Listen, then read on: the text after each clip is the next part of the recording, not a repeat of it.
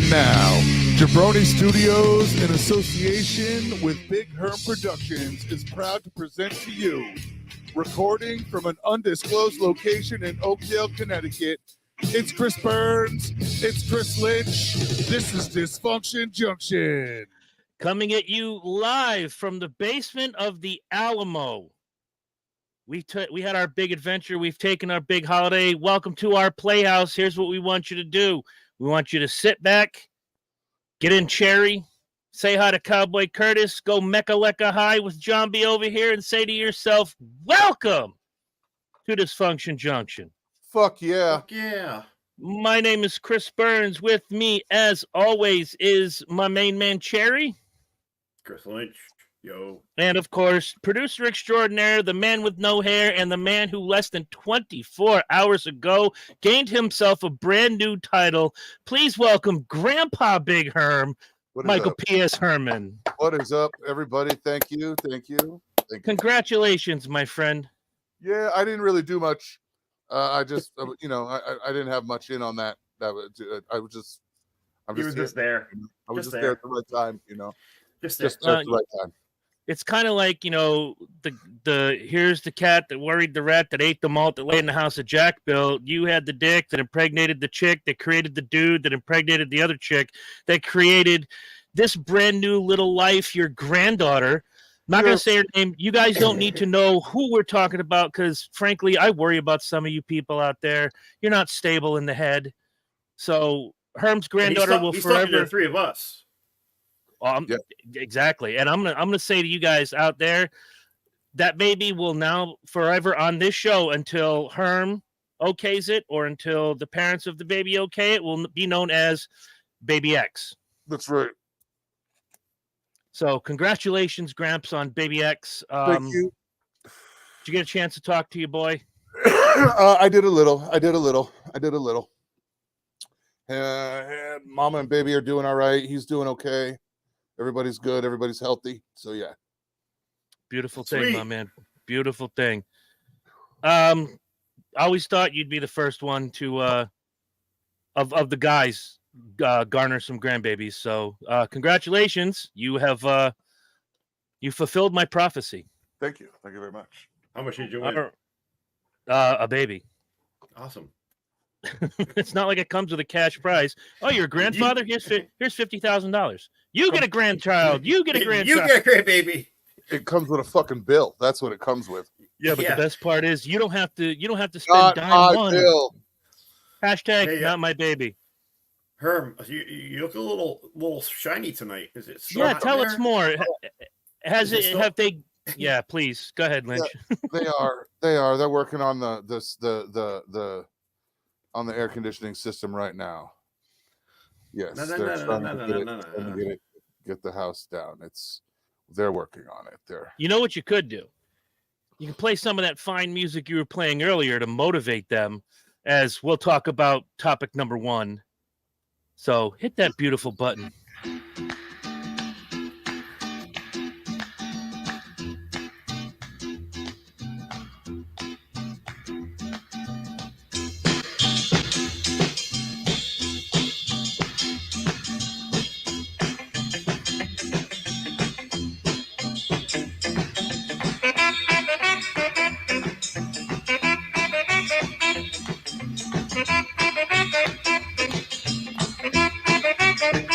Sad day, my friends. Sad day. Oh, yesterday. What a day. Find out that comedy legend Paul Reubens passed away at the age of 70, better known to the world as our man Pee Wee Herman. Pee Wee Herman, that's right. Oh. From a very private 6-year battle with cancer. Yeah, I was surprised to see that because he was just online about 2 weeks ago. He was doing cameos, and people were like, "Oh, I got a cameo from Pee Wee Herman," and they were showing it off. A friend of mine, I tried to find it today, but I could not. I saw a clip of him from a couple of years ago pop up on my timeline. I think it was either Jimmy Fallon or one of the other Jimmys, the other Jimmy on late night, and he had a very long, wide turtleneck on. So that, yes. I think you're going to go back now and say, "Oh, Jesus Christ, yeah, here's clue number 1. Here's red herring 5." I mean, Mm-hmm. I don't know. We still don't know what kind of cancer it was. So I'm not going to assume that that's his story to unfold. But yeah, man, that sucks. 6 years, I know. And and if I were to just he handled it with a lot of grace. oh, of Because course, he's not out. He wasn't. Go ahead. I'm sorry. You would have never known he was sick. No. This is true. Yeah, go ahead. Go ahead. I froze up there for a second. That's all right. Just to go back and if you only knew Paul Reubens from Pee Wee Herman, you missed out on a lot because dude was really versatile and very funny. Skipping the Pee Wee stuff, here's a list of movies that he was in or did voices for: Matilda, The Nightmare Before Christmas, Blow. That role he had in Blow was fantastic. That was a great role. Yeah, it's a great movie. Buffy the Vampire Slayer, Mystery Men, Cheech and Chong's next movie, Blacklist, Dunstan Checks In, Batman Returns.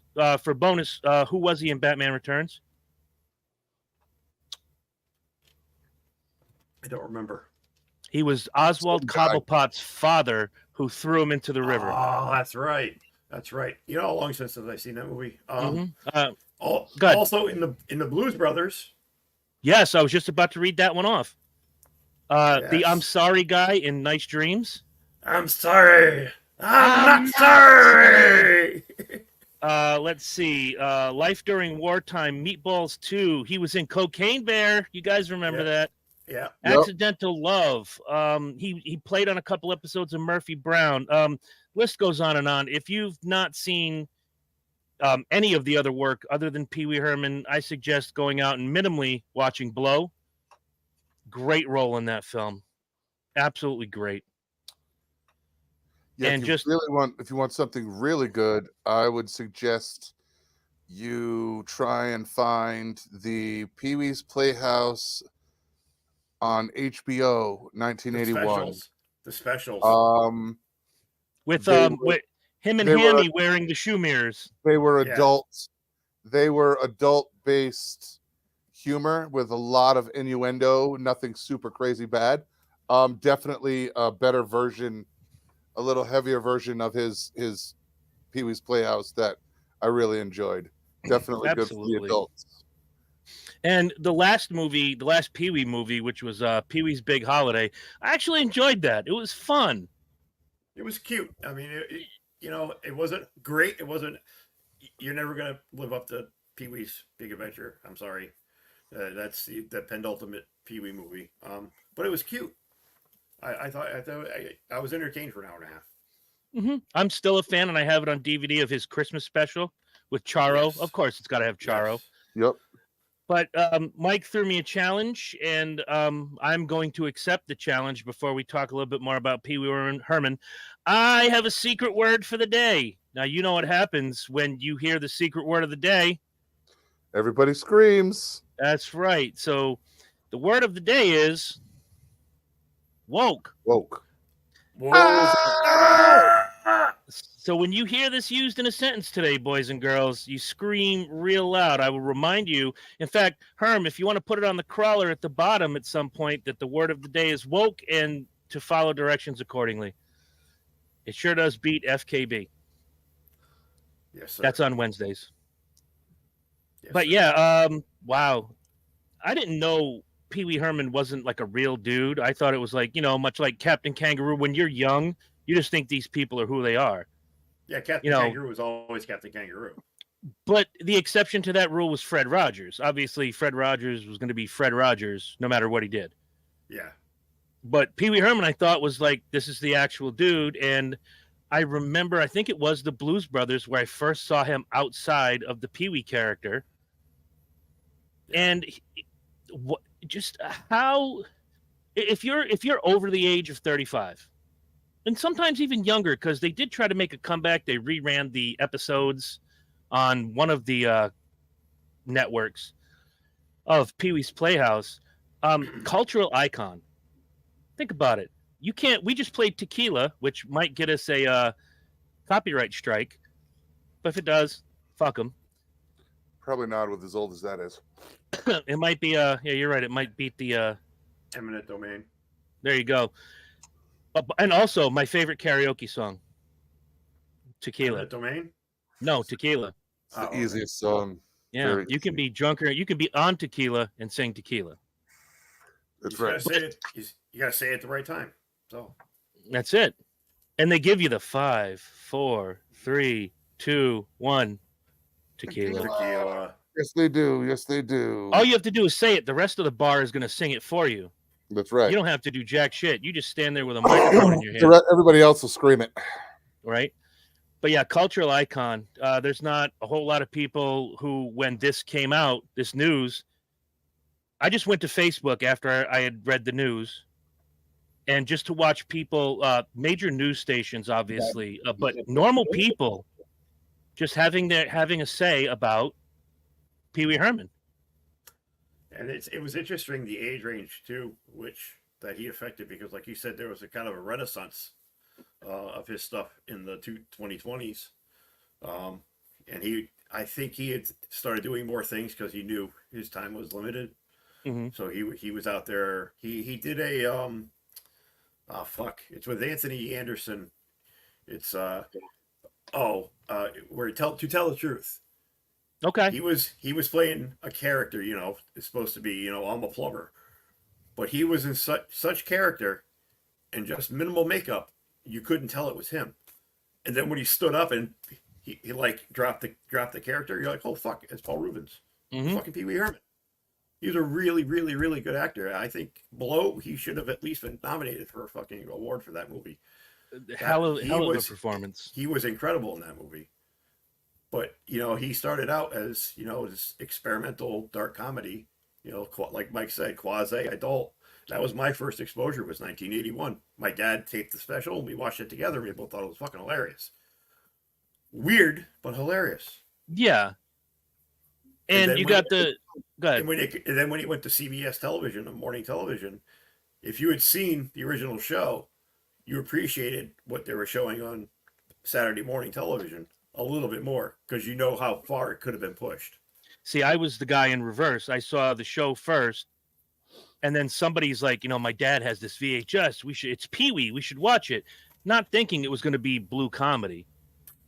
And some of those jokes in there, you're right, were some of them went over your head at 10, 12 years old. Others just kind of were like right there. Others hit real nice. Yeah. Oh, yeah. Think of the careers that Pee-wee's Playhouse launched. Lawrence Fishburne was Cowboy Curtis. You had Zombie, which was John Paragon, who did every voice actor thing ever in the history of ever. Yep. Phil Hartman was the sailor. Sailor. Captain Carl. Yes. Yep. Miss Yvonne, can't remember who she was, but she did movies, and every time you'd see her in a movie, you'd be like, hey, wait a minute. It's Miss Yvonne.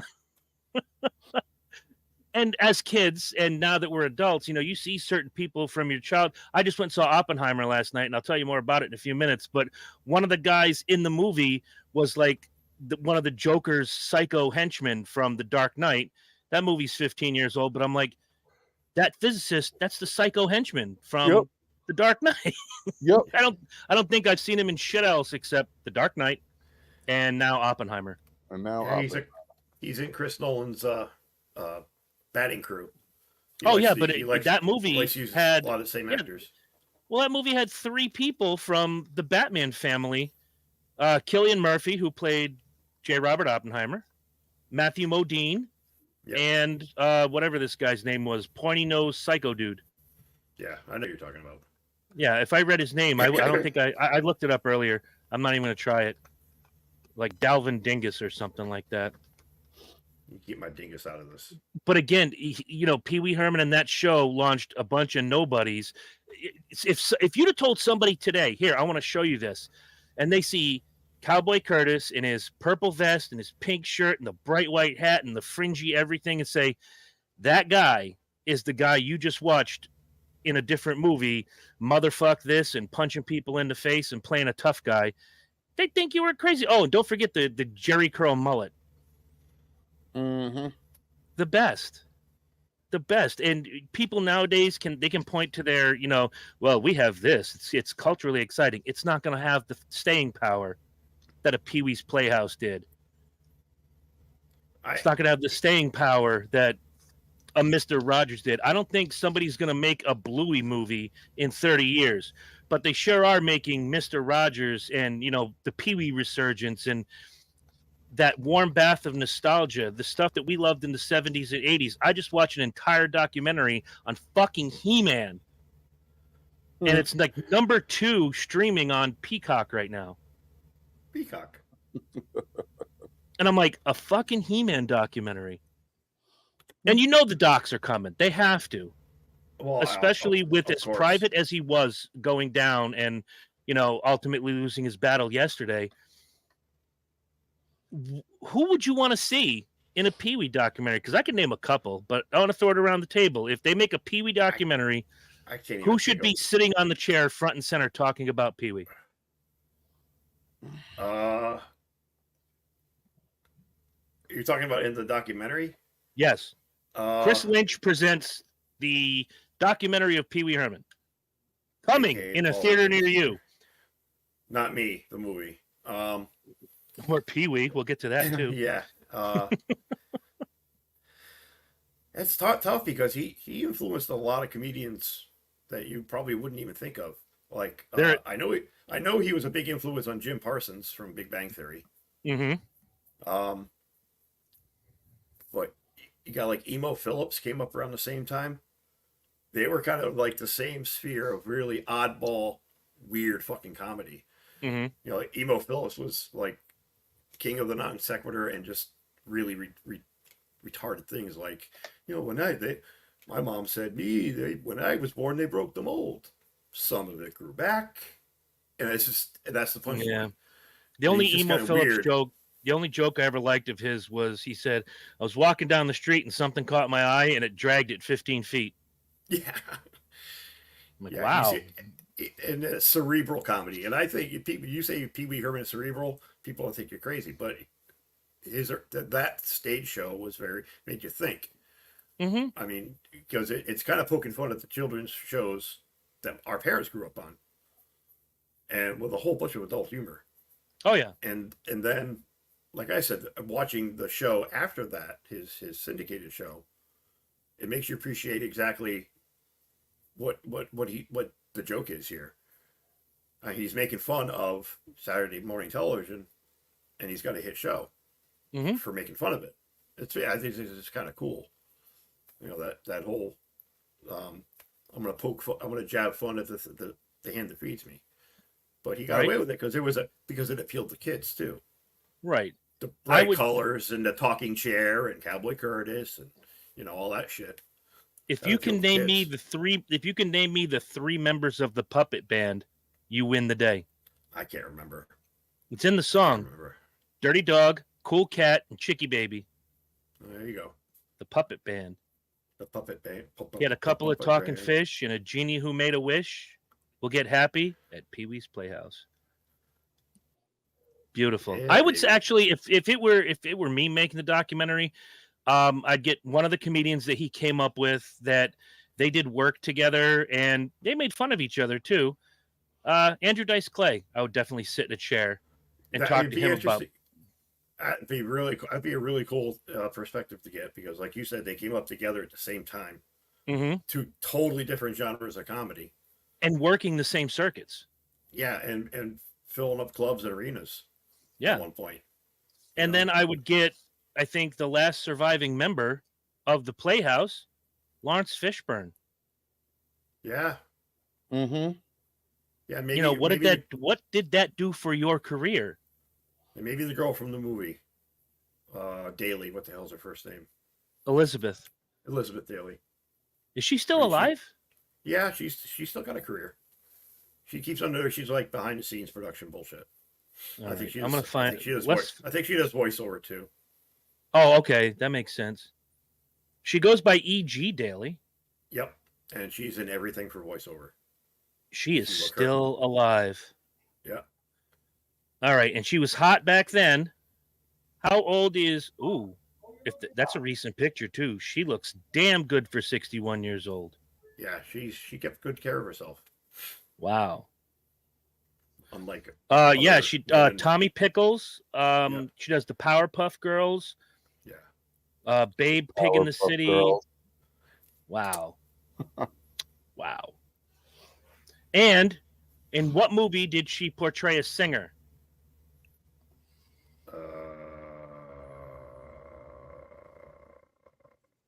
Come on, you can do it. What's the first letter? B. What's the third letter? T. Starring John Cusack. A movie that might be better known for the hamburger that plays good. Better Off Dead. Yeah. She was the club singer. I forgot about that. She was hot. Hot. Oh, everybody wants some. I want some too. Not that it matters, but she's Jewish. Still looks good. Guys, go to your Google machine at some point and find E.G. Daly. She looks fantastic. For an old, tore up hag. The Wikipedia picture is the best. Wow. Let's see some of the people that were in this movie that went on to be something. Phil Hartman was in Pee-wee's Big Adventure, John Paragon. Morgan Fairchild was in the movie. Mm-hmm. The late, great Jan Hooks. Elvira was in the movie as the biker babe. Wow. Jason Hervey. I remember him in that movie. Toru Tanaka. Milton Berle. Wow. All in a Pee-wee movie. Think about this. I'm looking. There's somebody else I'm missing. Dee Snider was in that movie. Shit. Oh, yeah. The biker with the patch on his eye who says, first we're going to kill him, then we're going to tattoo him, and then we're going to do this. Yeah. If you take the patch off his eye and the do-rag off his head, it's Robert Hayes, better known to the world as Juan Epstein. That's funny. Isn't it? Hot shit in the morning. That's good shit. But he already had a career. Pee-wee didn't necessarily launch the career of Epstein or Epstein's mother. That's right. Epstein's mom. Dear Mr. Carter, please excuse Juan from class. He had explosive diarrhea. Love, Epstein's mother. Mom. Love, Epstein's mom. The good old days where you can get away with humor like that. Like, I love that show. Because nowadays, some woke folk son of a bitch would be. Thank you. You missed it, Herm. Yeah, I know. I got other things going on. I understand. He's got like a Mexican circus going on over in the corner. Yeah, there's fucking 3 or 4 workers here I'm just trying to listen. When Jesus came across on the Mayflower and wrote them books, it was Matthew, Mark, Luke, and John. There wasn't no foreigners in the Bible, although he does have the same name as Herms Gardner, so I'm going to have to look into that. Oh, boy. I was going to say, you got your own Jesus, Mary, and Joseph revival over there. Yes. Oh, yes. Man. So, rest in peace, Paul Reubens. Wow. Herm, are you going to die? No, not today. Please don't die. Yeah, that was kind of a kick in the dick. That's one of those deaths where I'm actually sad. Hard not to be. Where like I actually felt emotion, because most celebrities, oh man, but when they're super old, you're like, I thought he was already dead, right? Like, like a couple of speaking of celebrities, I don't think Pat Sajak is ever going to die. He's 82 years old. Oh, see, like you just fucked that up. He'll die before the show's over. That's it. Dude, that was Louis Anderson. That was me with Louis Anderson. I killed that motherfucker. I swear to God. I'm telling you. Would you say he's going to live forever? No. I had just read an article about him, and we were talking. It was the beginning of 22, and somebody had died. And remember the beginning of 22, we got hit left and right. It was bad. And I was like, I was at Noble, and me and Chris are in there, and I'm like, who's not doing fucking well? I'm like, Louis Anderson, bro. and it was like 17 minutes after the hour, and before it reached the top of the next fucking hour, Louis Anderson was dead. All right. Oh, So like I literally said his name, and a half hour later he was gone. All right, so time is 6:25, 7:05. I'm checking the internet. That's what I'm saying. And literally Chris is over there down on the other end of the line, and he's checking his phone. He's like, holy shit. I'm like, what? He's like, Herm, what? Louis Anderson's dead. Holy shit. He's like, yo, keep my fucking name out of your mouth. Don't say my name. My new name is Fred. January 21st, 2022. Yeah, he's like, I'm like, bro, Louis Anderson is not doing well. I was just reading about that. Next thing you know, he's dead. I'm like, holy shit. Herm, do not say my fucking name for the rest of the day, please. I mean, you got it, buddy. I'm not saying my own name. Fuck. All right, first of all, I was hoping his daughter would take over, but fucking Ryan Seacrest has taken over. He retired. Pat's retiring this year. 76. Although Pat Sajak's daughter could stay on to be Vanna. I'd watch that. Ooh, I don't know if I've seen a picture of his daughter. She's very pretty. Very pretty girl. I'm looking it up now. Maggie. All right. Maggie Sajak. Clicking the gimmick. Not that I stalk her or anything. No. I just happen to watch Wheel of Fortune every night. Calm down, Jordan. Oh my Jesus donuts. See, how do they show it in Colorado? Do they show Wheel of Fortune first, then Jeopardy, or Jeopardy then Wheel of Fortune? Wheel of Fortuno. Yeah. It's exactly the same. It just happens 2 hours. Okay, because I know some syndications air them backwards. They'll do Wheel first, then Jeopardy. See, I watch it how it airs. Jeopardy, where I feel like a fucking retard 9 times out of 10, and then Wheel, where I'm fucking Darwin and Einstein combined. Yes, we got weird shit for in the morning too. Like it was, I think that I don't know what they're doing, but we were starting like our morning show was starting an hour earlier, at like 6 o'clock when the normal show starts at 7. But now they're basically not airing the start of the show. So like I don't get Today Live I don't get the morning show live anymore. I see it when it normally happens 2 hours, and I don't get it live. It's only a recording now. Right. They don't time shift it for you. No, actually, they time shift it for you. They don't do it live. Up until about a month. No, happened to about a month ago. They would, because we would have 5 o'clock news or the news at 4:30, and then like 5 a.m. our shit would start and we'd pick it up live. That's how I'm literally watching live shit back home. But yeah, I don't know. They've changed something. It's got maybe something to do with SAG. I don't know, with the strike. I don't know if it's that or not, but I don't see it. Yeah, because everything is 2 hours weirder. I know a lot of networks have had to change their programming drastically because of the SAG after strike. Like normally on Channel 10 at 7 o'clock, they start showing those trashy.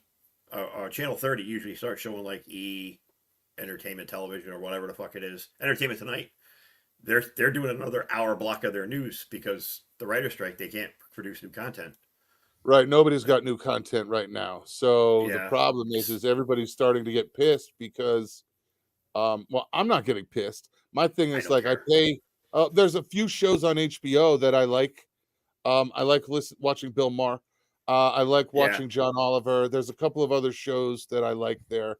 But that's, I'm okay with watching reruns. I grew up with it. So I don't need all kinds of new content.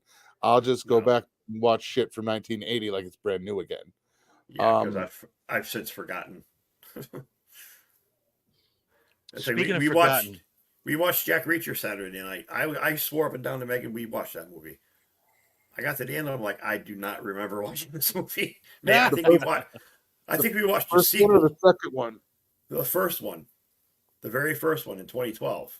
I think we watched the sequel first, which would make more sense because I knew we watched it here in this house, and it came out in 2016. But it was good. It was better. I like the TV show that's on Amazon Prime. I like the guy who plays Reacher. Yeah, I haven't watched it yet. It's pretty good. But anyway, Chris, go ahead. I'm a little upset because I've been looking up people that have been going, in and out of Pee Wee's Playhouse for years and years and years. And I think Wikipedia is lying to me. But I'm going to ask you guys, hands where I can see them, no Google machines. I don't want to see shit from shit. Maria Rosario Pilar Martinez Molina Baeza, better known to the world as Charo, still alive. Yep. All right, if I asked you right now, this is why I think Wikipedia is lying to me. How old is Charo? She's at least in her 80s. Okay. No, Charo is Maybe 70s. we just had her birthday here. We actually have Charo Boulevard, up by the airport. You just made my head hurt. It's all right. It's okay. Can you hear that? It's all right. It's okay. It's my head pounding through my fucking skull. Welcome to Southern Colorado, bro. There is a 3-year discrepancy. There's a 3-year discrepancy because she lied about her age to get into show business. She's like 83 or 84, isn't she? According to this article, she's 71.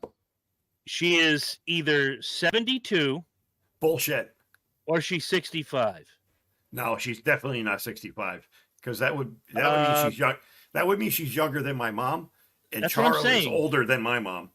Charo's year of birth is. Go ahead. Good. My mom was born in 52. I was born in 72. When I was a little Charo kid, was born in 1882. When I was a little kid, Charo was in her 30s. So that puts her at least 80 years old. Okay. At least.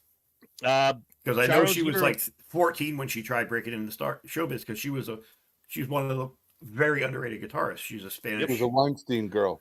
Yeah. Probably. Charo's year of birth is subject to dispute. Her Spanish birth certificate and passport, as well as her naturalization papers, give her birth date as March 13th, 1941. She later claimed she was born in 1947 and then changed it to 1949. In 1977, she asserted in a court hearing that her passport and naturalization papers were incorrect and that her actual birth date was January 15th, 1951. Chick's got more birthdays than anybody I know. Well, you got to look at when she was popular, too. She was starting to get popular in the mid to late 60s. There's no way she was born in 52. I mean, with her story, it makes sense because she lied about her age. But to the tune of how there's a 10-year difference depending on 41, 47, 49, 51. Does she celebrate all of those separately? Or yes, hut, many birthdays all the time. What up, Leon? Hey, how you doing, brother? Yeah, Leon. So I'm a little I don't believe 72 years old. My mom is 72. No, they've got to come back and yeah. Did you know that Charo is just a nickname her grandmother gave her, short for a Rosario? I don't know how you pull that off, but Charo. Where'd you go, Leon? Did you go anywhere? Was the weather nice? Yeah. Do you know anybody with big boobs? I do. Yes, you do. Big booby girls, they make the rock and world go round. Ooh, ooh! I just wrote a new classic. Nice. Give me my money. I am backing up off of Charo. I still can't believe that. I'd like the opportunity to get on top of Charo. Why? She's all wrinkled and old and wrinkled. Australia? What the fuck are you doing on a walkabout out in Australia? Wow. He was out there. He was out there with the Aborigine. Maybe the dingo ate you, baby. Put your finger in its bum. Put a shrimp on the barbie. I want to go to Australia. Megan went when she was in high school. Said it was amazing. Nice. But she was like, I have a friend that lives 15. There. That's the only reason I'd go. I have two or three friends that live there. Yeah, 3 friends that live there. And they like it because they're still there. Good deal. This article came to be yesterday, and I want to read it real quick because I wore the shirt today, special. Vakken's Open Air Festival, the 32nd edition, is going to kick off in a spectacular fashion. The unforgettable Lemmy Kilmister will find another resting place at the year's event. On August 2nd, tomorrow, the Motorhead frontman who died and was cremated in 2015 will be honored with an unforgettable symbolic act at the famous Wacken Festival. This formed parts of the Lemmy Forever weekend of celebration. Lemmy's coming back to Wacken. It's an enormous honor for us. They are going to put him in some sort of display, his ashes, and put it in some sort of piece of art that will stand at Wacken for as long as Wacken is I was around. going to say, like, you mean like the way they did with like the Russian Tsars and just put them in glass and the popes and shit? Yeah, I don't think you can do that at this point. Oh. Prop him up beside the jukebox?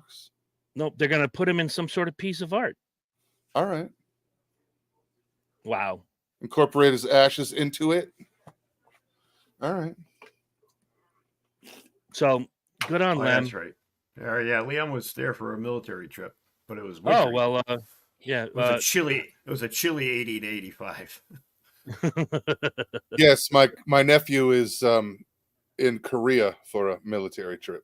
Speaking of Korea, did you see that Korea is trying now to stop dog farms and eating dogs, finally, after years and years and years? Yeah, I did hear that only because of my involvement with rescue. Yes. I don't. I went through. That's a It's scary cultural. moment. It's a scary moment when you're 14 years old and you go to a food festival in Florida and the Korean booth hands you a free sample. Oh, this is good. What is it? Fried dog. It's dog. It's actually not that bad. It wasn't until you find out what it is. Even when you find out, it's still Then pretty you want when you're 14, you want to hurl. Yeah, I don't see the big deal with that. I mean, a lot of things have to do with a lot of things. I mean, we have people that don't eat meat, and that offends people. So, you know, you can't eat a cow in India, and certain. I think people judging other people by what they consume to survive is a little judgy. I mean, hell, there are places that eat tarantula. Yeah.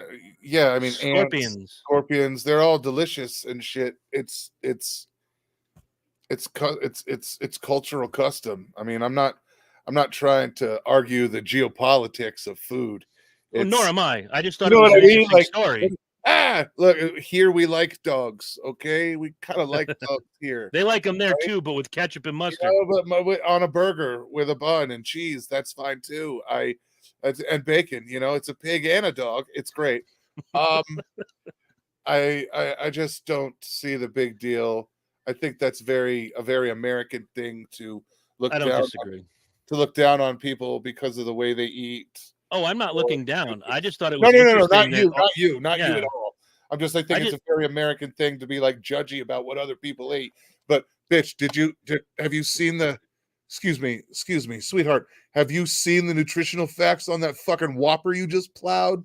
Right. There's a lot of people that are offended by the fact that you ate that too. So I think it's judgy, but yeah, like I guess good for them. I don't know why they're doing it. Are they doing it as some form of peer pressure? Good question. To make themselves look better. I said it's traditional, and older generations pass on. It's been like that for the last 35 years. No, our parents liked liver, man. I'm just saying, liked liver. Yeah, like I said, it's like if you were given an option of something, they would be like, "I'll take liver." That's what? Do you know what the fuck goes through a cow's liver? All right, through Al Jazeera. Stop it. Al Jazeera, I know him. He's a great guy. Wasn't he our landlord? Dog meat consumption is a centuries-old practice, but not explicitly prohibited or legalized in South Korea. Dog meat consumption is a centuries-old practice on the Korean peninsula and has long been viewed as a source of stamina on a hot summer day. It is neither explicitly banned nor technically legalized in South Korea, but more and more people want it prohibited. There's an increasing awareness of animal rights and worries about South Korea's international image. So this might be coming from somewhere other than South Korea, and they're feeling the pressure, or people in South Korea are like, look, I've been raising little Johnny over there, and we want to be smack. We want to be smack. Yeah, well, and that's it. The Koreans on the cherry pie and a cherry pie. Korean girls. Oh, we're going to hell. If you want to look at statistics for plastic surgery, Korean girls between the ages of, say, 14 to 20 or 19 to 20 are the biggest, one of the biggest populations in South Korea for plastic surgery because they want to look American. They get their eyes lightened. They get their skin lightened. They get their lips redone to be so puffy and pronounced. They really get lip surgery, so they're a little bit more pencilized and American. You do that with a fucking Electrolux, just and there it is, done. They don't need surgery for that shit. But it's with Korean, especially Korean culture, it's all about image. That's big about how in the Korean house, it looks bad on their family if you do this because because you're born in that house. If your father was born in that house, he's going to die in that house, and you all live together. It's this newer generation that are our kids' age that are the more independent Korean. Let's say they're rising. They want their voice to be heard. You know what? It happened to us in the 60s. They're just a couple decades behind us. Right. I just thought it was an interesting story. I thought it would bear mentioning, especially since we have, Rescue Jones on one side and Chef Jones on the other side. Heard. I've never personally what would be the dichotomy between your opinion and his opinion? I don't agree with anybody here doing it. I mean, technically, it's illegal. I wouldn't expect any. I don't have a problem with anybody doing it in the land where it's not forbidden or not endorsed. All right, where they are here. No, if you're doing it here, I got a problem with it. Unless you're importing your meat from a country where it's technically allowed. Right. There's a lot of fuzzy gray areas there. Like I said, for me, there's like that ASPCA thing. And, would you eat these animals? And yes, it's like, with lots of butter. Right, and I'm like, you don't know where I'm at, bro. I'll draw a line way at the end. A horse, I'll eat that. I'm just saying. What are my choices for sides? That's where right. You know what I mean? Like, what are you serving with it? And am I getting French fries or fancy mashed potatoes? Can I get a baked potato with that? And right. Is it steamed vegetables or grilled vegetables? I gotta know. Does it have sour cream? That's important. So for some, yeah, all right, yeah. I like garlic butter. Yeah. But it's one of those things where when I heard the story and I read the story, and I think to myself, much like you said, Lynch, that they're certainly catching up with American culture. The folks in South Korea haven't always been on the cutting edge of anything. Well, I mean, if to chime in on that, I mean, it is the people in Korea that did the real cheeseburger. So they're ahead of the game now. Have you seen that? I have. It's basically it's a fucking Whopper bun with 40 pieces of cheese on it. So I mean, if that's they're giving up the dog to go that route, I'd say go back to the dog. Yeah. But I don't think it's a situation where Korea is becoming this woke folk society. And thank you. Don't forget, kids. Secret word of the day is woke. So when you hear the secret word, scream real loud in honor of Pee-wee. God rest his soul. Woo-woo. Yeah, I don't know. It is as if they're having some, epiphany enlightenment thing.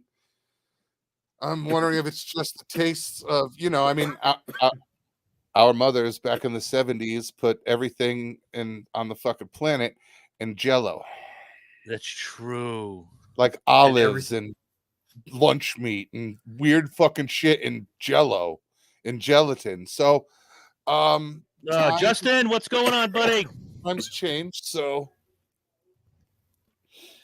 yeah, maybe they're just it's a thing. Americans like dogs. Who knows? But I mean, as long as everybody's good with it, I'm fine with it.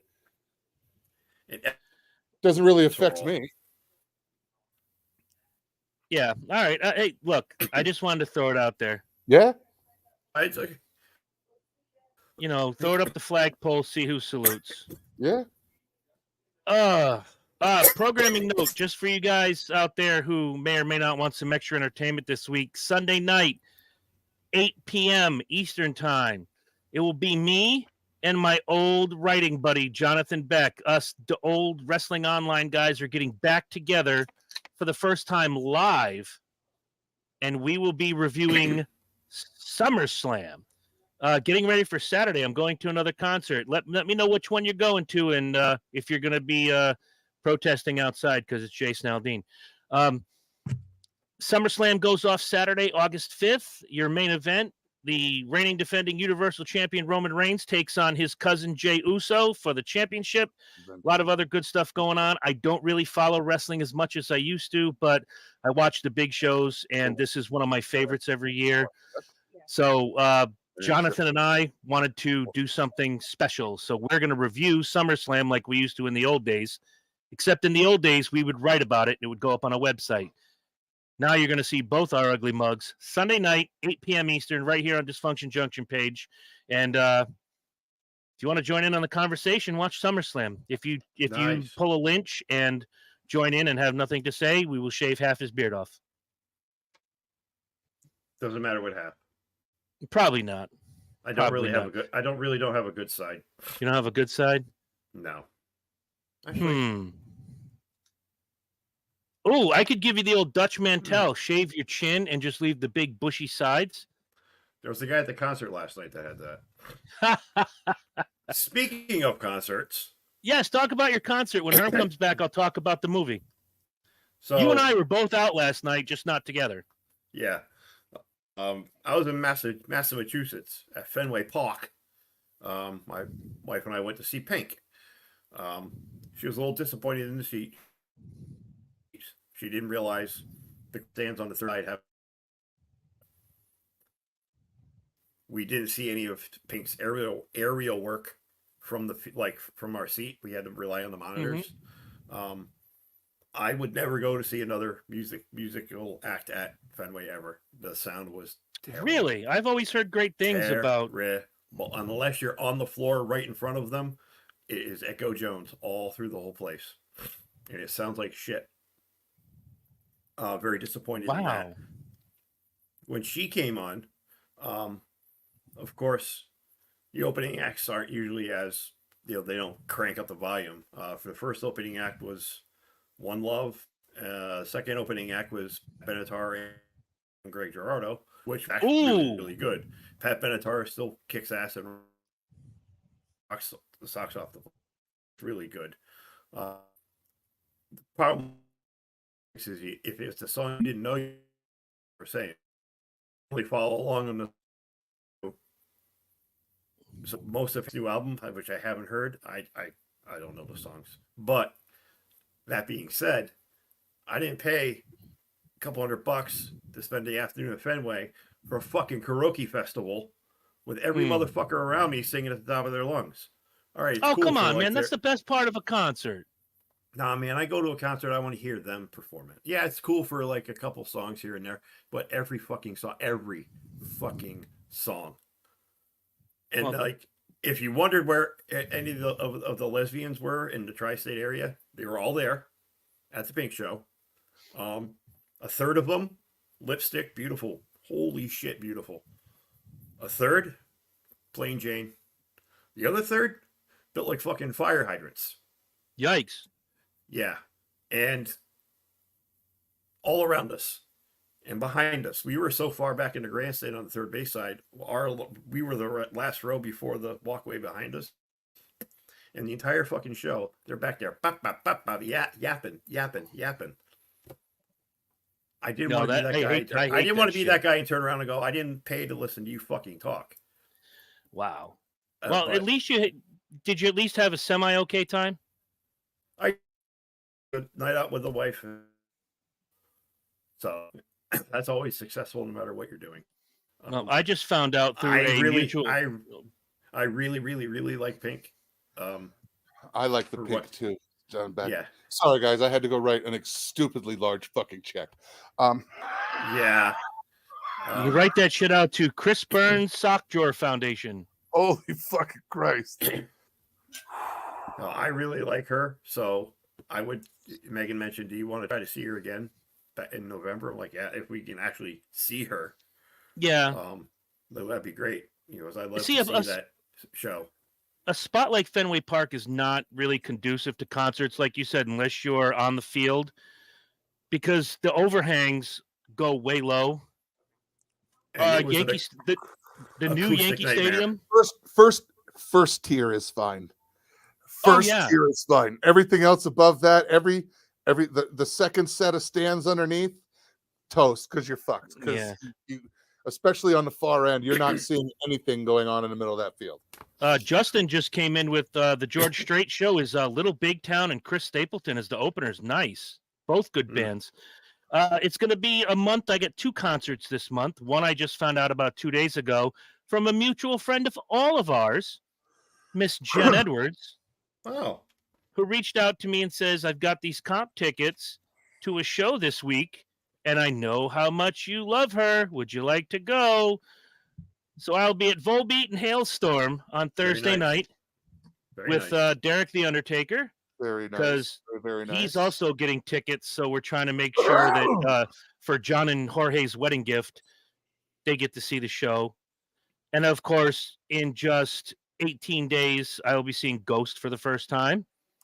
Cannot wait for that show. I've not been this excited for a concert in a very long time. Where are they playing?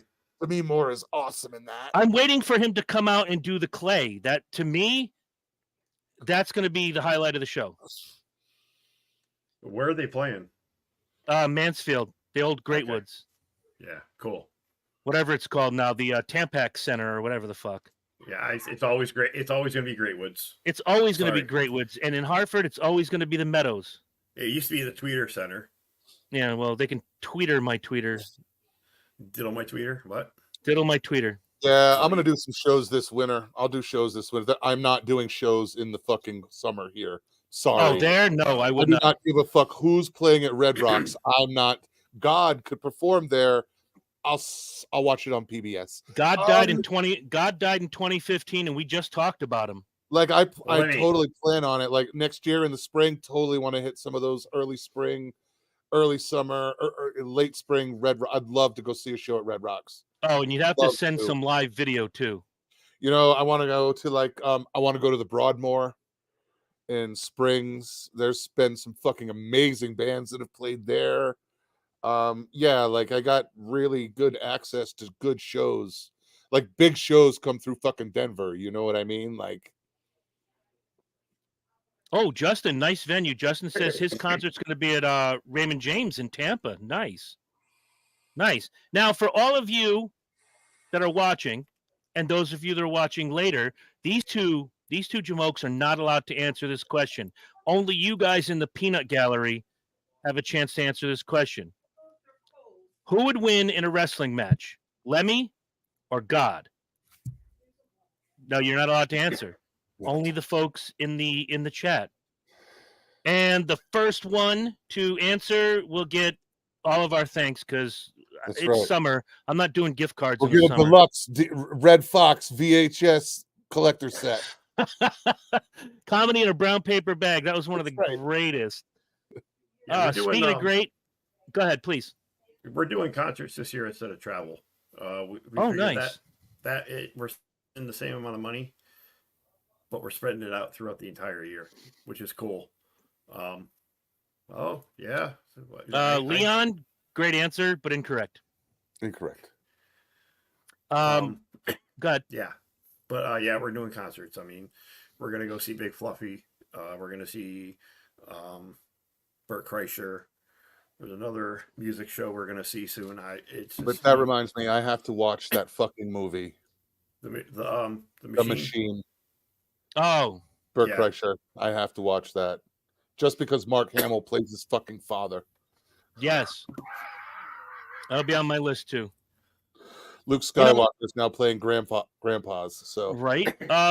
As far as concerts this year, I did Anthrax with you.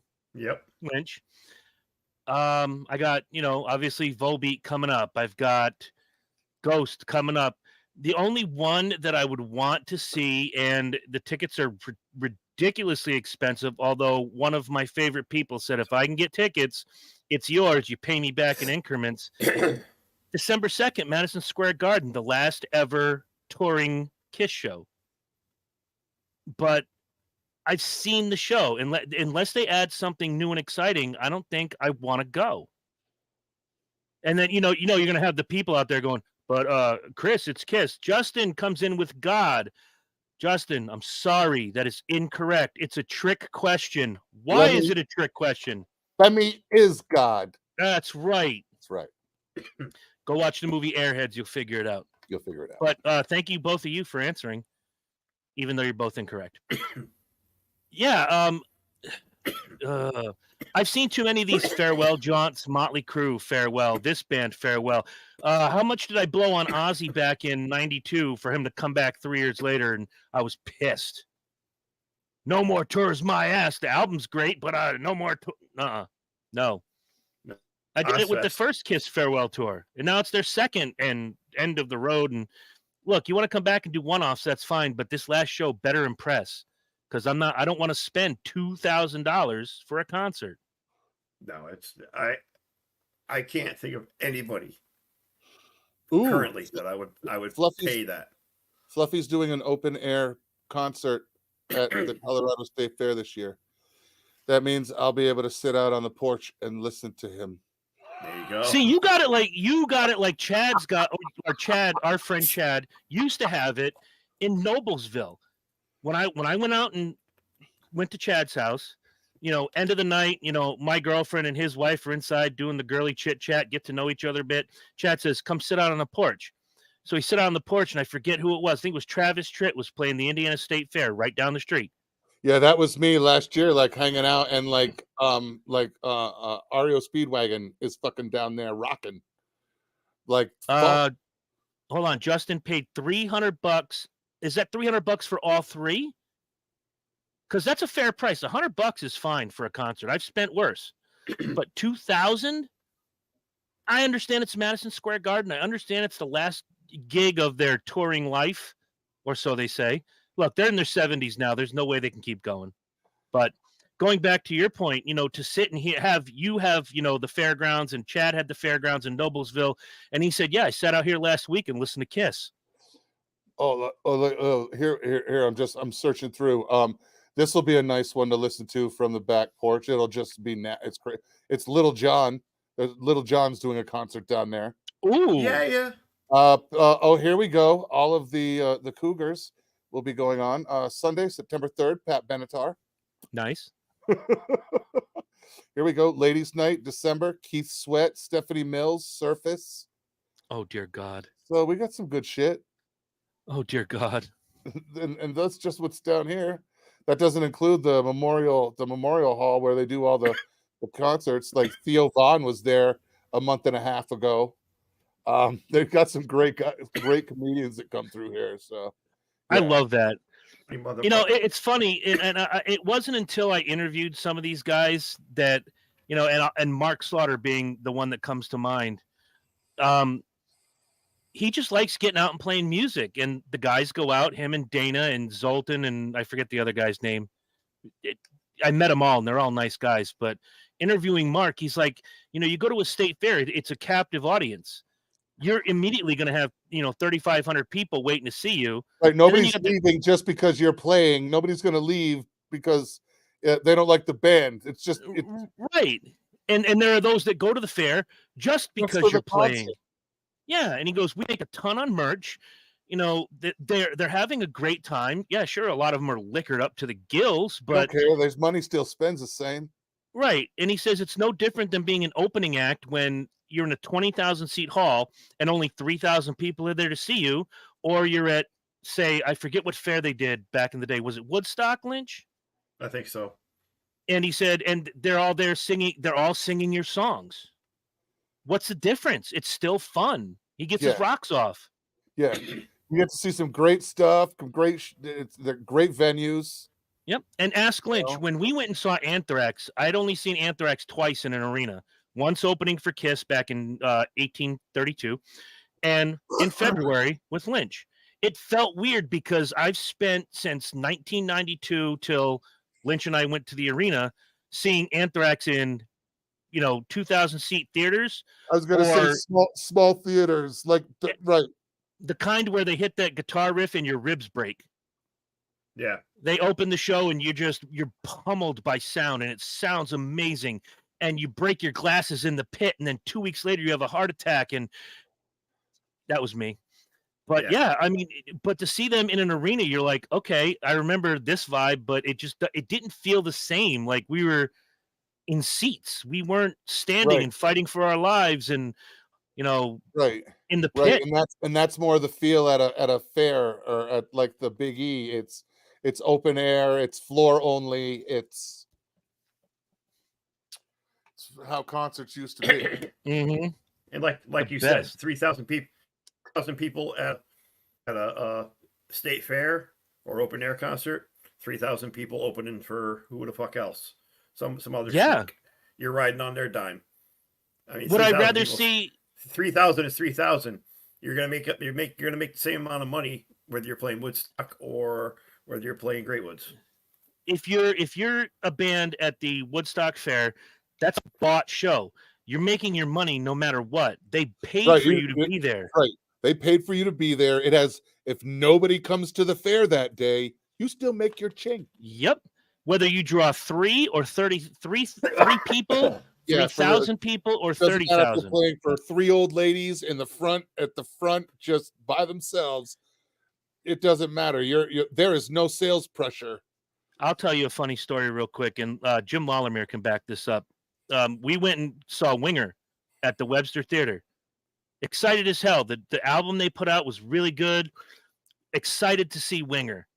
And my friend Brittany's band, at the time she was in Jaded. Now she's in Vixen. Go see her when they come to your town. Tell her I sent you. And tell them Vinnie Vincent sent you.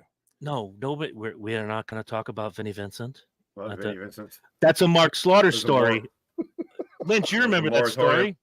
There's a moratorium on Vinnie Vincent.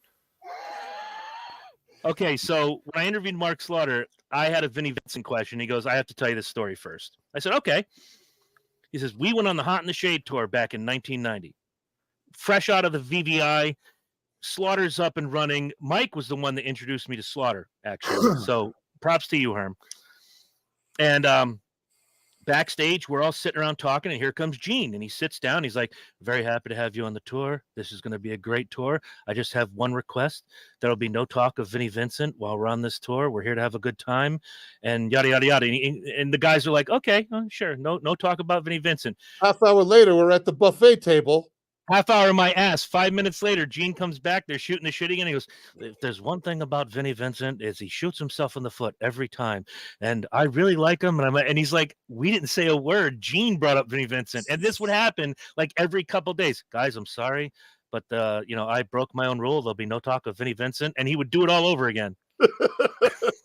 It's the Jew in him. He just can't keep his mouth shut. It tells a good story. You want to hear a good story, it's that old, stereotype. Oh. But it's funny. That is a funny fucking story.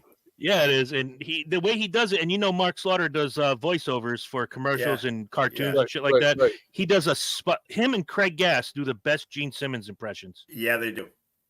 I'll send Herm. I'll send you a link of Craig Gass telling the story of the was it the Kiss Cruise? I heard it. Yeah, that's a great fucking story. They're in the Caribbean, this is Gene Simmons from Kiss. The boat has just hit an iceberg, but we have a way to get you off the boat. We're in the fucking Caribbean. Where are you going to get an iceberg? For $5,000, there's the diamond package. You'll you'll get to be on a platform boat, and the band will play an acoustic set. And then there's the platinum package where you'll get in a rubber dinghy, and Tommy and Eric will row the boat for you. And that's good. It's good shit.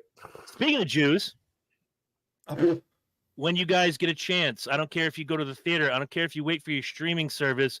If you are a fan of long, epic, fantastic movies like me, Oppenheimer was a fantastic fucking movie. and it does not end the way you think. That's about 40 minutes before the end.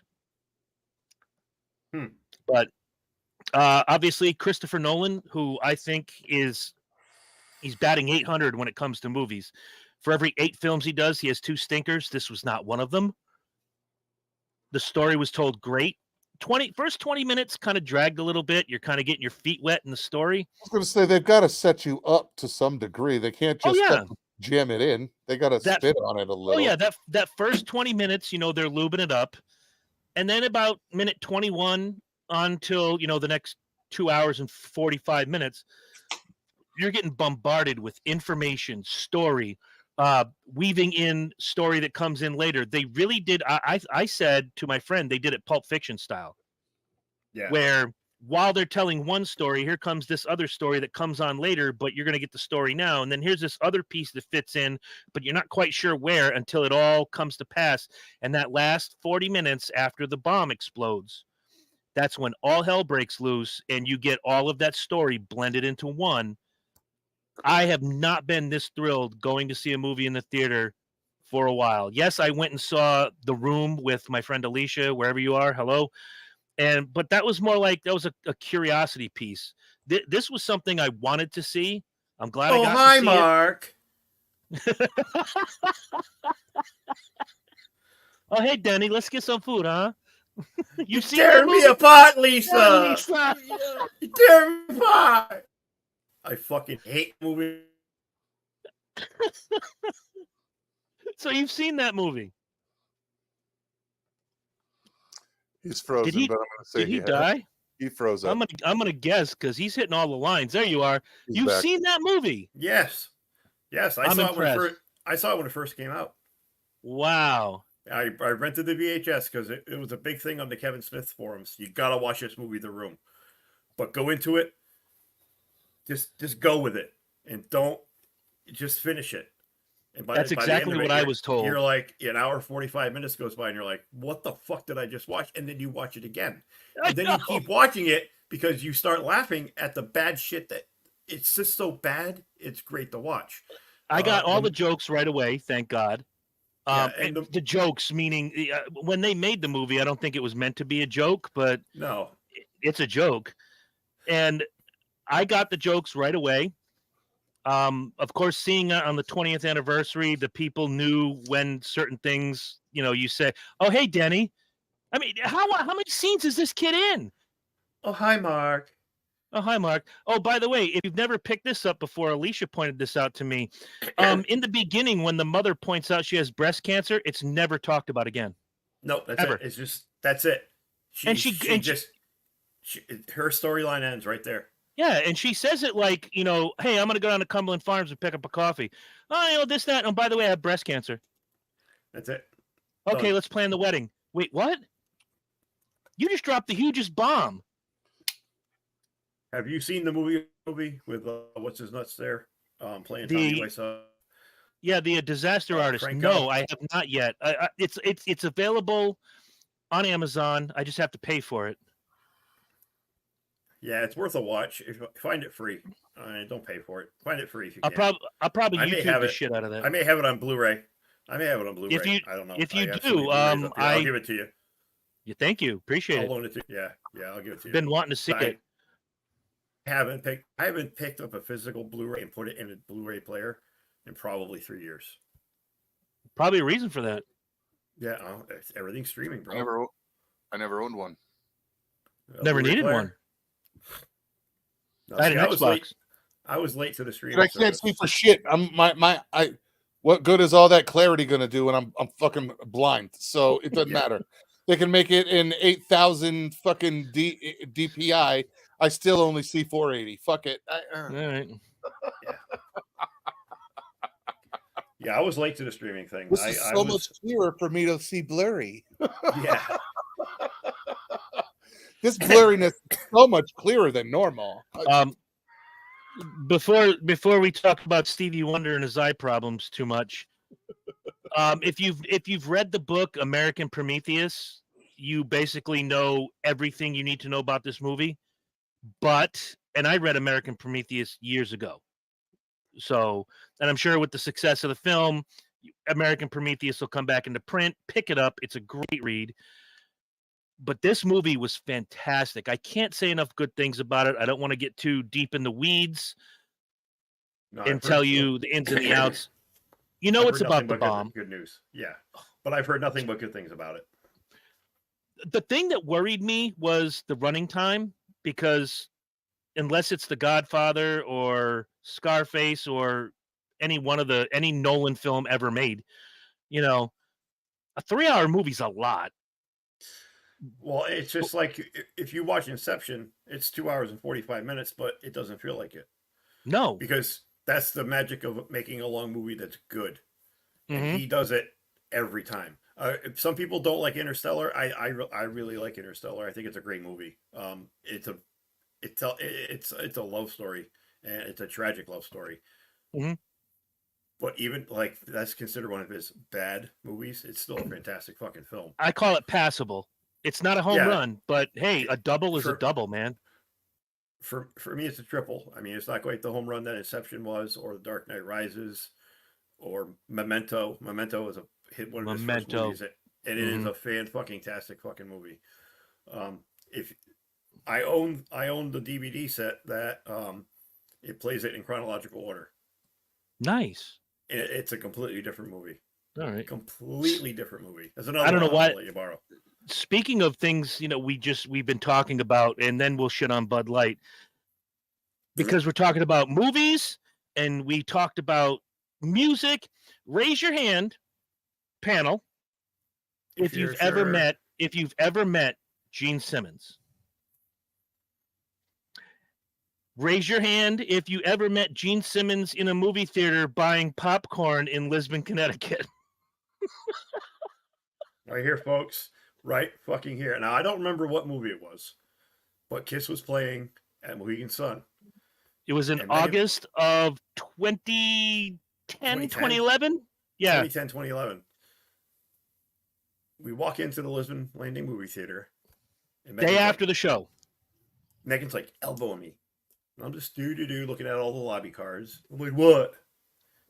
He goes, that's Gene Simmons over there. I'm like, what?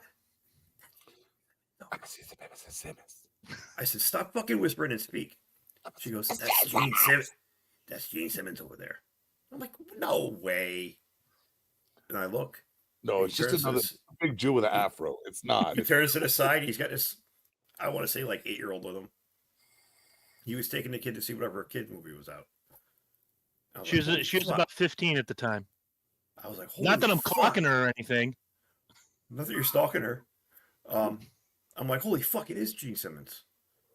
So I still have my fucking flip phone. That's how, or my BlackBerry. That's how long ago this was. So I pulled out my bag phone. Yeah, so I pulled out my Motorola. Held it. Zach Morris was holding the bag.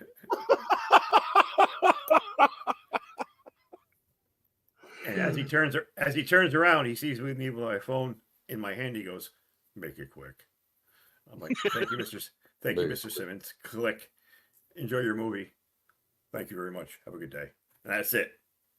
But it was just like, keep this in mind. It was still as Gene Simmons of a moment that it could be. It's just the way he turns around. In his head, he's going, "Oh, fuck me.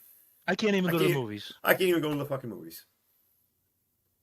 And like, but it's just any story about Gene Simmons is funny because it's just he is that parody that people make of him. Well, he's made himself that way. Well, he created that. Because when I met him years ago, you know what to expect. Right. It can only get better. When I met him years ago, he was still, young-ish. We're talking Crazy Nights tour, so that's 1987. God, I miss Eric. Eric got me passes to the show. So we're in Providence, and you get the passes, and I wave my little. I felt like Wayne and Garth, And we get backstage, and the guy says, "Who are you here to see?" I'm like, because it says guest, band guest. I'm like, Eric Carr. He goes, "I'll be right back." Goes and gets Eric. Eric comes out. "Hey, how you doing? How you been?" First time we'd ever met in person. We'd been writing. I wrote a fan letter, and it became like a pen pal thing. So first time I ever meet Eric Carr in person. He's like, "Come on, have you go meet the guys." So I met Bruce Kulick. He was fantastic. I got a brief introduction to Paul Stanley. And then Gene Simmons comes into the room, and he's screaming this one particular name, and I can't remember the name, but he must have been the lighting guy. And the guy comes over and he goes, "Yes, Gene." He holds one finger up, and he stands by the light switch, and he raises his hand like he's got his bass, and he brings it down like that big note, bang, and he turns off the light. He turns it back on. He puts his finger up. Bang, turns the light off. He goes, "Do you understand the cue now?" I'm just like, again, and Eric goes, that's like the most Gene Simmons thing ever. Eric turns to Gene and goes, "Gene, this is my friend Chris. He lives here in town. I'm not from Providence or New Haven, or I went to backstage twice, and that tour." He looked over. He goes, "Hey kid, how you doing?" I'm like, "I'm fine, thank you. How are you?" He goes, "Did you like the show?" "I very much enjoyed the show." "Good." And he just went about his business. Good, awesome, and I got shit to do. "Thanks for your money. You just bought me a house." Yeah. Yeah, www.kiss.com. Right? If you just go to kissonline.com and click my cod piece, you can get 50% off of any Kiss memorabilia. Kiss coffins. Kiss coffins. Yes, Kiss condoms. And we have Kiss condoms. We'll get you coming and going. Yes, coming and going. Coming and going. Boom. He's here all week. Thank folks. you. Thank you very much. Don't forget the veal. Gene has created his own caricature over the years. He is his own joke. But Yes. unlike people that, and I don't want to mention any names really, because David Lee Roth, that still think it's 1984. Gene understands I'm 108. I can't do this forever. I can go on. When I go on stage, I'm the god of thunder. When I'm off stage, I'm a doddering old fool. He could be president if he wasn't born in Israel. And he understands I can be angry at the joke, or I could do a reality show for 7 years and be the joke. Right. And he gets it. He knows he's the joke. And that's Sure. the best part of that's the best part about him. He's it, for as pompous as he is, and how I feel he is, because he is a pompous asshole. That's Yes. that little slice. That's that little slice of humility that he's like, if I can make a buck, I make a buck. Mhm. That's all Gene's about. Gene is his own best marketing machine, and he was the person in the Kiss who always stood front and center to be the face of the band. Oh yeah. I mean, when you think Kiss, the first person you think of in our generation is Gene Simmons. He is Hell. the face of Kiss. He is the face. I think Paul is the voice, and the voice of reason many times, except for when Yes. he backtracks on the truth. We've already covered that. Yes. But yeah, I mean, you don't get too many people who's like, hey, who's the first person you think of when you say Kiss? And they go, Peter Criss. No, that guy's on the payroll. Yeah. And it's on Peter's payroll. Yeah. But no, it for what it's worth, he is one of those guys, and I've seen him do it on TV, or I've heard the stories from guys who have toured with him, Charlie Benante, Mark Slaughter. The money he will shell out and write a check just blankly. Hey, Gene, the Wounded Warriors are outside, and they'd like to present you with this plaque. And like, well, can I make a donation? Zeros? Yeah, I'd like to make a donation. What's a standard donation? I don't know, $500. He'll write a check for $50,000. Yeah. Like he's wiping his ass. Here's $50,000. Wounded Warriors, rock and roll. That's a guy who embodies the American dream and lives it every day, and he doesn't forget. No, and he does. He is very philanthropic with his money. I will say that he knows he's one of the richest rock and roll musicians that ever live, and he's very generous with his money, and he does give to good causes, which I admire him for. He's still a pompous asshole. You've probably read his book. A lot of that comes from his mother. Yeah, and definitely. Holocaust survivor. Interesting childhood, man. Whoa. Oh yeah. Talk about being held up to a very large yardstick. Mm-hmm. Yeah, that's. All right, enough Gene Simmons. Speaking of yardsticks, how strong is your business when you've lost a third of your profits this year? Not very strong. had this argument. Lynch got involved. Our friend Tim Robichaud got involved. I'm almost surprised that Mike, you haven't gotten involved yet. The people who want to say that Bud Light is still going strong. Okay, to put it into perspective, if you made $900 million on your beer last year, and you're on pace to only make a third of that this year, to most people, 300 million is still a good run. When you're the number one selling beer for the last 29 years, and you've fallen from first to 14th, guys, I hate to break it to you, not you two, but the people out there in La La Land, that's not strong business. That's a ship with a hole in it, and you got the guy on the thing going, iceberg, right ahead. You're going down. Well, here's the thing, Chris, as we have always discussed outside of the show, that they don't care. They really don't care because they have the umbrella of brands that fall under Budweiser InBev. You got Modelo, I was which going to is say number one now. that's the beauty of a multiple income stream, Multiple business. revenue streams. You can completely lose an entire stream and be like, it's not that bad because the other 10 absorb it and are doing really well. I mean, Anheuser-Busch, for as evil as people will say they are, as far as gobbling up little breweries, because that's what they do. That's where Shock Top came from. That's where Red Bridge gluten-free,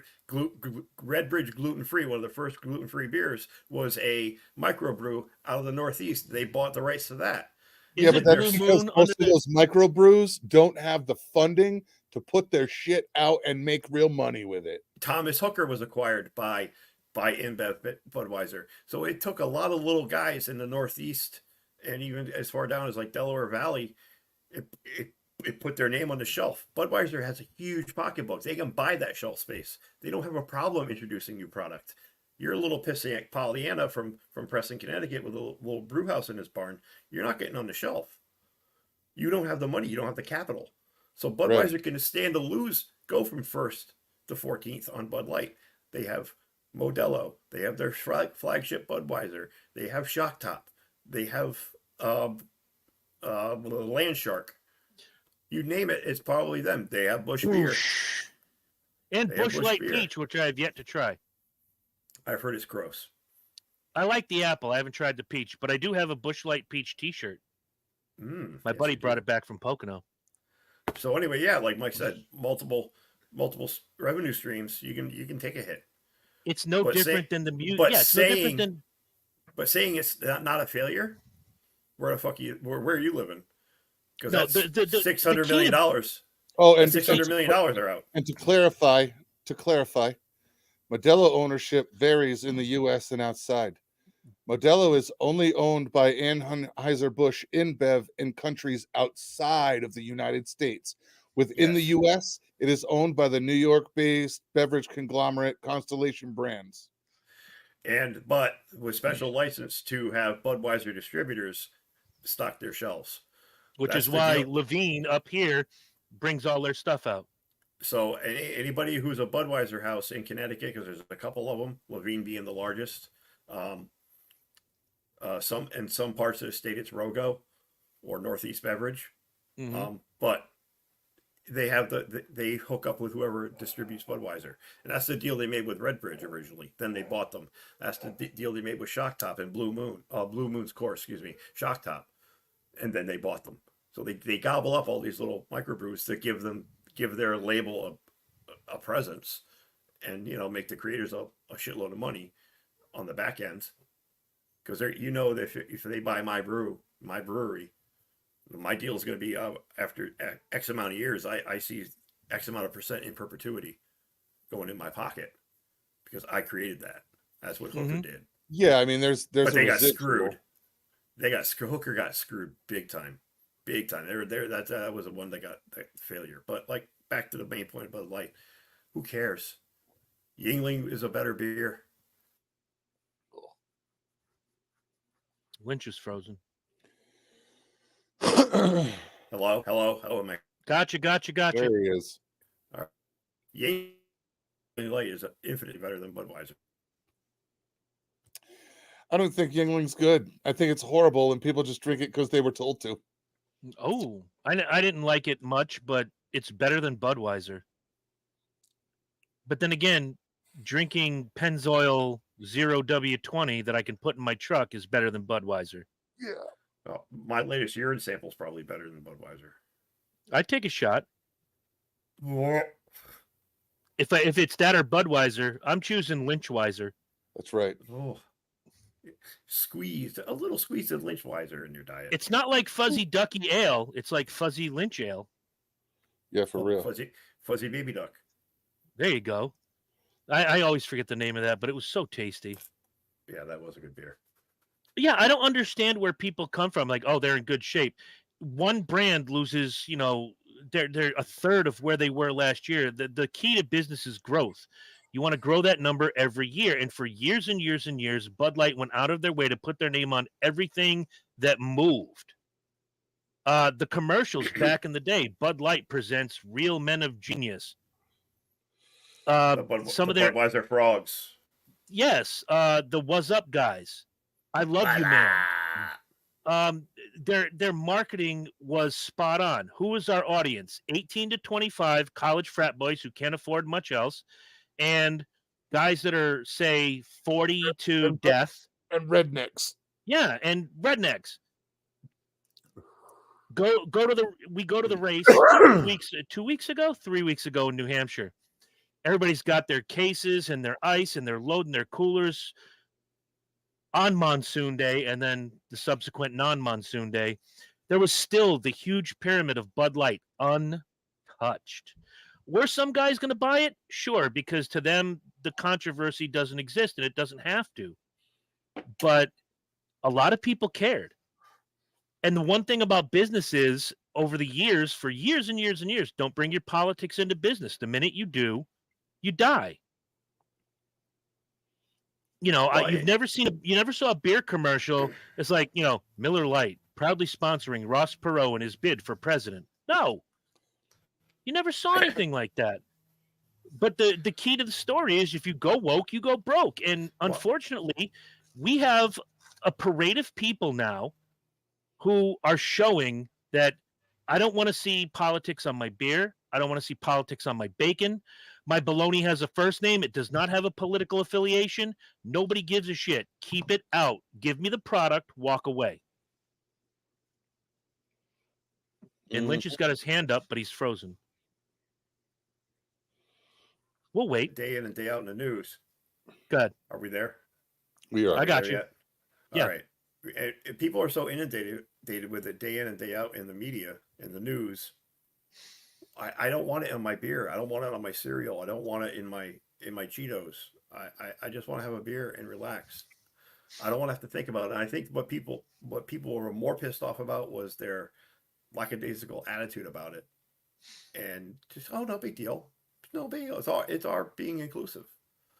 Now, where did that get you, that sweetheart? That dumb broad idea. Part of that where did that get you?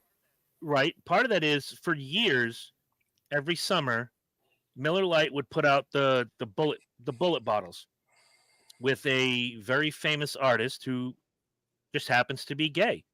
I looked him up. It doesn't say anywhere on there that he's gay, but they put out this weird Miller Lite logo. It doesn't scream gayness. They've put out rainbow cans. It's one thing to put the rainbow on it. To put a man pretending to be a woman and champion it when a huge part of your fan base is actual real women who resent this stuff. Yeah, easy way to kill your fan base. If I'm just trying to think of, there's no band Lynch likes that would do this, because his Dimmu Borgir and Burzum and all that crazy Norwegian true black metal stuff. It'd be like if Snoop Dogg, let's go Herm's route, put out an album that was just all pro LGBT. It's a great gesture, but would that piss off the fan base? Maybe. Exactly. Well, the difference was Snoop wouldn't give a fuck. He's got so many irons in the fire. Yeah. Snoop got so much money, he really don't give a fuck. If he's doing it because he wants it. He ain't doing it because of the money. Is that check going to cash? Is that check going to cash? Then I'm all right. You want two guys that are making money and don't give a fuck about what people think? Have Snoop and Gene Simmons do an album together about the alphabet crowd, and they're not going to care. The dollars are coming in. But it's a fresh product. You don't lose money. You can only make money. Right. And you heard about the Jason Aldean concert this weekend in Connecticut, right? Oh, yeah, with the 8 people that showed up to protest? Yeah, all half a dozen to 2 dozen of them, whatever the fuck it was. That crowd isn't... I don't know. It's like going to the last part of the slaughterhouse to protest slaughter of beef. If you're at a packaging plant... Yeah, it's protesting beef slaughter at the supermarket. You like those people that used to put roses down on the steaks? Yeah. You take the rose home, you put it in a beer bottle, you eat the steak. Yeah, you don't protest at the end of the cycle. You want to protest, you get out there ahead of it, and it's falling on deaf ears. You're just talking to a bunch of rednecks who just don't give a fuck about what you have to think. All right, and sad story, but it's true. His true fans are fucking redneck. Redneck is hell. Yeah, and they have the same exact attitude. But you have a guy like me who, yes, I have some redneck in me, obviously. But I've read those lyrics. I've watched the video. I don't know where the violence is, other than the videos he showed of our leftist friends doing stupid things. Being in front of a courthouse where there was a lynching years ago. I'm sorry, are you going to protest Hannah Montana now? Because she filmed in front of that courthouse several times doing the Hannah Montana show. You go up in arms, I can bring you down the road about 30 minutes from here to Canterbury at a couple churches along the way on Route 69. That in the 17 and 1800s, this was called Clanterbury for a reason. Mm-hmm. The KKK had a huge presence in Canterbury, huge in the 70s and 80s.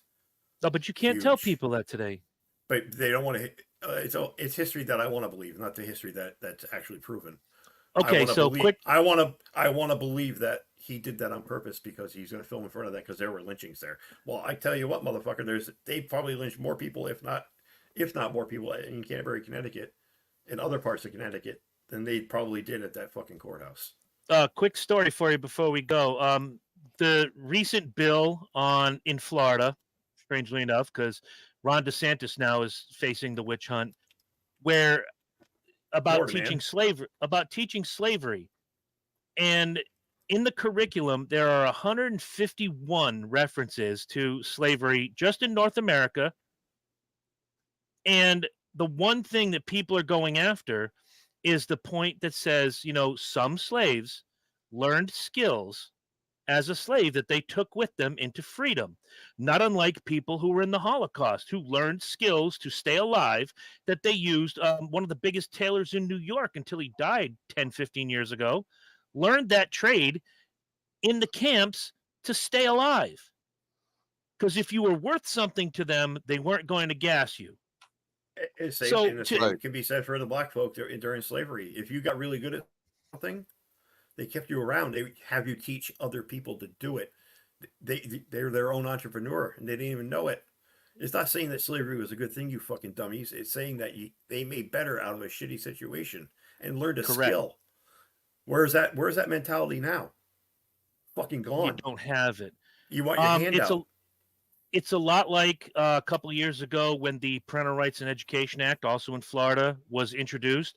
If you didn't read the bill online and all you heard was the left-wing media say the "Don't Say Gay" bill, I read the bill. I read the Cliff Note version, and I read the 250-page version online. There is not one reference in that bill to gay or "Don't Say Gay." I don't think that's the big deal. I mean, that's the bill. That's the title they're giving it. I mean, nobody has Obamacare. Nobody passed the Obamacare bill either. But that's the derogatory term that the Republicans used for the American Health Act. Same thing, you know what I mean? It's basically proponents of it or opponents of it, or give everything a name.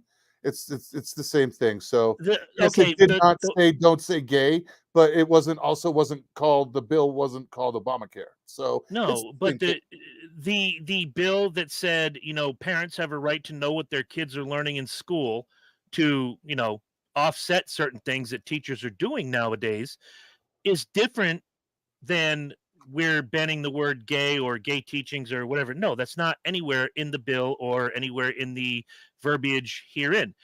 The Obamacare thing I understood because it was passed under the administration. Does it mean it was with the Affordable Health Care Act, if I remember it correctly? Yep. So, yeah, I don't think I ever referred to it as Obamacare. Never. I didn't because, again, those of us that are smart enough and have two brain cells to rub together can go on the interwebs and look these things up. They're a matter of public record and read them, much like the Wall Street Journal report on Budweiser, much like, here's a fun one for you. A transgender person, I don't know which way they went, but they're transgender. Oh, male to female. I remember now because he has the vaginoplasty. In Canada, is suffering some horrendous pains recently. And he can't get over the pain, and he asked. I saw that Canada for the Medical Aid in Dying Act, or the MAID Act, basically Kevorkian legal, Right. and said, I want to apply for this. I just want to die. The pain is too unbearable. And Canada said, nope. Next. Wait, what? You'll allow some kid to come up and go, I'm depressed. I don't think I can get over it. Okay, kid, get on the bed. We're going to strap you down and do the thing. But not this guy who's going through unbelievable pain from a surgery that he should have never had in the first place. Yeah, I saw that. I also see the video of these people that are male to female saying they have menstrual cramps. No, they don't. No, what you're experiencing is the hormones in your body wreaking havoc on your system. And this is your body saying, I don't want these inside of me. Mm-hmm. You're doing damage to me. And that's just your body reacting to it. Sorry, folks. Men can't get menstrual cramps because they don't have a uterus. No, they can't. And if you haven't had a chance to see any video on it, look it up. NBC put out a fantastic article, which I read and I loved and I'm waiting for NBC to pull the article about a young girl here in America. I can't remember where she's from, who is trying to racially transition from an American girl to an Asian girl. And they go nuts. But all the points they bring up as to why she can't do this is the same arguments most of us make about transgenderism. Mm-hmm. And they basically shot themselves in the foot because NBC is one of the biggest proponents of, transgender is okay. And, which I don't care. Live your life. Don't do it to kids. I said it before. I'll say it again. But how do you sit there and especially look at all the crap Rachel Dolezal got years ago? Why can't she live her truth, but little American girl who wants to become Korean now is, not getting shit on, but all the same points are being raised that people raised against transgenderism. So transgendered, and now we have transracial. Mm-hmm. What's next? Oh, wait, I can tell you what's next. I sent you the article over the weekend. Transspecies guy spends $14,000 on a dog costume. 22. Yep. Whatever it is. It's got more zeros than I have in my pocket right now. Yeah, a dog, but it's not a mental disorder. No. It's not. The guy doesn't have something wrong upstairs, and we're going to placate this and actually allow this guy to live his life like a fucking dog. Okay. Mm-hmm. I don't care. Whatever. But you have to look at it. You have to look at the ridiculousness of the world around you. You can't just say, oh, whatever, and not acknowledge it. You have to at least acknowledge it and just stop and think for one fucking hot second. Is that guy okay upstairs? Probably not.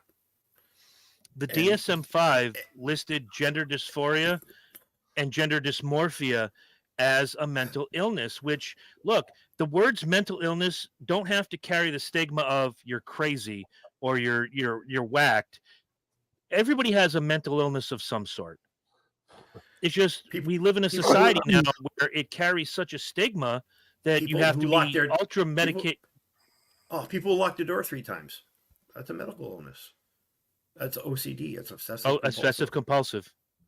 I mean, I'm obsessive compulsive. I check the door when I actually lived in a house that I worry about locking up. Here, you don't have to worry about it so much, but I would obsessively make sure I lock the door. Do I have my wallet? Where's my keys? Where's my phone? It's like I have a routine in the morning. If I don't follow that routine, I forget something and I have to come back. So I'm OCD. That's a mental illness. Alcoholic. That's a mental illness. That's I have a disability. So painting it with a stigma, yeah, I get it. But don't deny that gender dysphoria and gender dysmorphia are not illnesses. Just talk at it objectively. There's objective truth sitting right in front of you. It's not subjective. You can't apply. I'm going to say it's crazy. It's crazy. Or I'm going to say it's not crazy. No, it's subjective. It's objectively learning and objectively looking at something and being critical of it to a point where it makes sense. That does not make sense. Agreed. Harm? Wow, Word. Dynamite dropping. I'm just listening. I mean, He's got other things he's thinking about. I don't know where to start. I don't know where to start. The guy with the dog. I firmly believe that the whole gender thing is mental illness, extreme mental illness. Because if I walked down the street saying that I was two people, I'm crazy. But if I walk down the street saying I'm somebody else, I'm not. Right. It's saying the same. It's saying the same thing. It's inferring. As long as I it's a change different rapper. gender and whoever the other person I think I am is, I'm not mentally ill. Yeah, one's called schizophrenia. The other one is we have to affirm you and hold you and coddle you and say, yes, Herm, you are a woman. No. Multiple personality disorder or a dissociative disorder is a thing.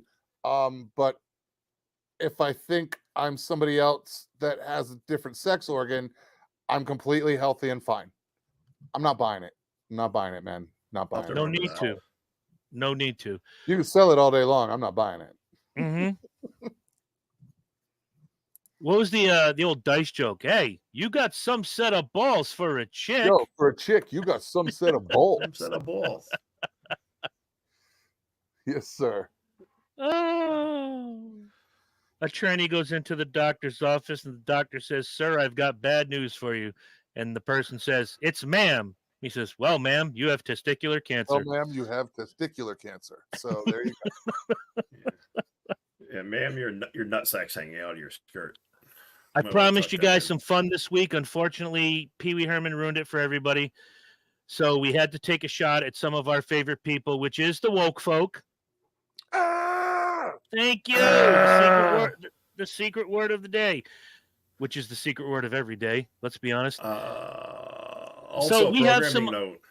Yes. Programming note. So I started my new job, folks, on 7th. Pretty sure Tuesdays are still going to be a thing because the schedule's going to work itself out like that. But just be prepared. Maybe we might have to record on a different night. That's not Wednesday.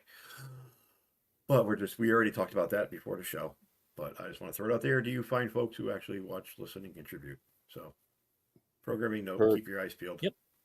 And don't forget, mentioned earlier in the show, Sunday night, 8 p.m. Eastern, Dysfunction Junction will host the WWE SummerSlam recap. Slam.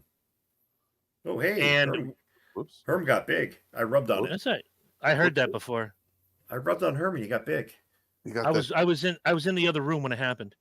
And we're gonna review SummerSlam, one of my favorite shows of the year. I don't follow the stories as much as I really should or used to, but every match has a video package, and it's going to be fun regardless. I think the two top matches are going to be champion Roman Reigns taking on his cousin Jey Uso, and also I believe we have Brock Lesnar versus the son of a plumber, the American Nightmare, Cody Rhodes, who is a favorite of mine. That's on August 5th, live on the pay-per-view and streaming on Peacock. You will see the recap the next night at 8 p.m.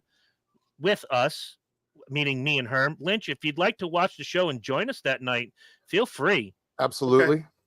Okay. And that'll be we'll be joined by one of my former writing buddies from WrestlingOnline.com, Jonathan Beck. He is looking forward to this. We've wanted to work together on something like this for a long time. We have a platform. Why not use DJ to do it? And, of course, don't forget Speedway Review tomorrow night, 8:30 p.m., and as I look at this paper right here, for those of you that do watch a Speedway Review, Herm, nice week this week. You did good. Thank you. And we have a surprise. Nobody's moved positions, but somebody came up huge. And may I just say, Tori, keep climbing, kid. You're doing good. He took over third spot. He's moving up like George and Wheezy, and I lost 2 points to the leader. So fuck the leader. Wah, wah. There you go. Yeah, I'm still in the hunt, though. We have, 14 weeks to go, 13 weeks to go. I'll get my spot back, and I'm going to win again. Hey, you know it's right around the corner, folks. Is. Oh. Yes! You go get your fantasy pencils lined up and ready to go. Yeah, I don't know. I know I'm gonna be back in the John's Twisted Barbecue League. I don't know about the other league for reasons. Yeah. Her stuff. Hey, I'm gonna do it. I don't give a shit. Here, you know what? I'm gonna say it out. Fantasy. I'm gonna say it out loud. He sure seems comfortable with you guys.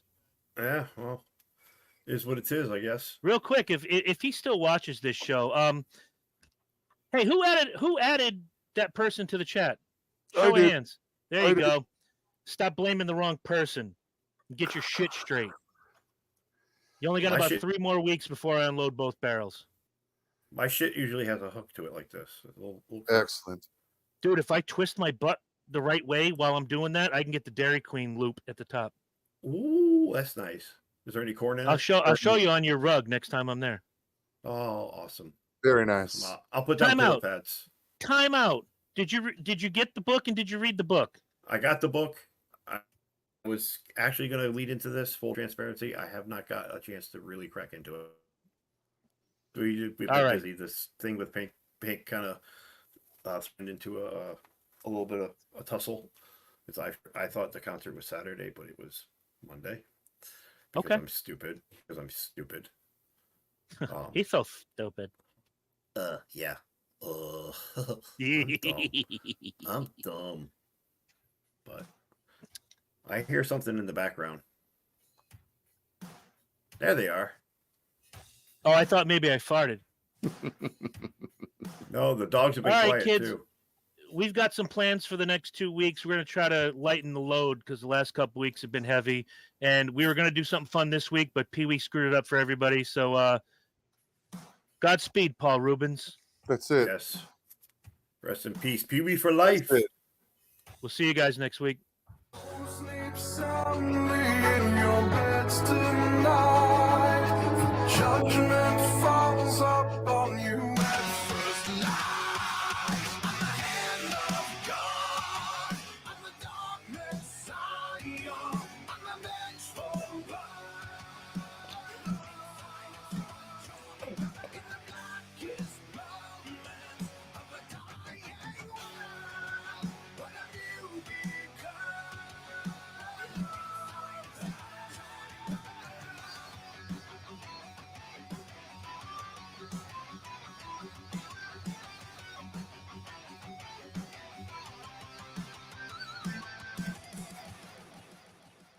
I'm a loner, Dottie. A rebel. You want to get tied up with a guy like me.